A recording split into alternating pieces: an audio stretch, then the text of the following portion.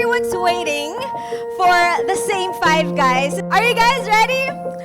They are trailblazers. When SB19 was just starting, together we had a dream. That dream was to have Filipino music, Filipino talent, and the whole Filipino culture to be pinned into the world map. Global performers.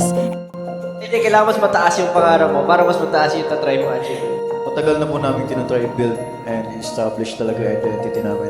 Before kasi parang inaano kami na copycats kami, ito ganyan. We've been 8 years na in the industry and right now we are more confident. May assurance na kami sa mga sarili namin sa gusto namin gawin na. Yung mga nakaka-collaborate kami ng artists, mga big companies, I think we learn from them as well. And artists who built their own system from the ground up. Pina-pride namin itong Onesie Entertainment. Isa to sa mga biggest achievements namin in life.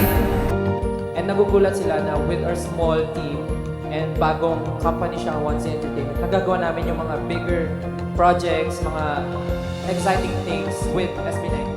Please welcome Pablo. And as we grow, naging puno ka na, ikaw na yung magbibigay ng wisdom, ikaw na yung magbibigay ng opportunity. Josh. That it's more than enough for us na na-inspire namin yung mga tao to join this movement. Stel.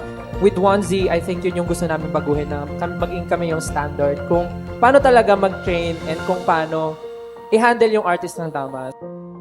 Ken. As much as our music evolves, I think pinaka-main talaga yung artist as kami. Talagang kailangan namin mag-evolve. Kasi And Justin. Sabi namin from the very beginning pa lang na kahit gaano pa kakonti yung audience namin, kahit sino pa po yun, we're going to do our best. Of SB